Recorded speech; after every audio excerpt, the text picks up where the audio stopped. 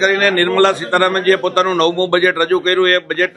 અમારી દ્રષ્ટિએ તો એક સર્વાંગી બજેટ કહી શકાય અને સૌરાષ્ટ્રને લાગે વળગે છે અને રાજકોટ ચેમ્બરની માગણીઓને લાગે વળગે છે ત્યારે એમએસએમઈને વધુ બૂસ્ટ કેમ આપવું એને ધ્યાનમાં રાખીને આજના બજેટમાં એમએસએમઈને સૌથી વધારે બૂસ્ટ આપવામાં આવ્યું છે અને 10,000 કરોડનું ફંડ જ્યારે એલોકેશન કરવામાં આવ્યું છે ત્યારે સમગ્ર સૌરાષ્ટ્રની એમએસએમઈ ઉદ્યોગને આનાથી એક નવો જીવમાં જીવ આવશે અને આવનારા દિવસોમાં એમએસએમઈમાં વધુ રોજગારી પર્યાપ્ત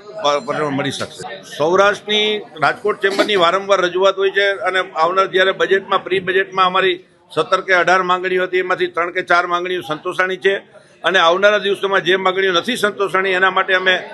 તત્પર પ્રયાસો કરીશું અને સૌરાષ્ટ્રને એક વેગવાન ઉર્જા કેમ મળે એના માટે થઈને રાજકોટ ચેમ્બર કાયમી પ્રયત્ન કરે છે અને પ્રયત્નશીલ રહેશે. એમએસએમઈ ઉદ્યોગથી રાજકોટને સૌથી વધારે ફાયદો કદાચ ગુજરાતમાં થશે તો રાજકોટની થશે એટલા માટે કે રાજકોટની આજુબાજુમાં અંદાજે 2,48,000 એમએસએમઈ ઇન્ડસ્ટ્રી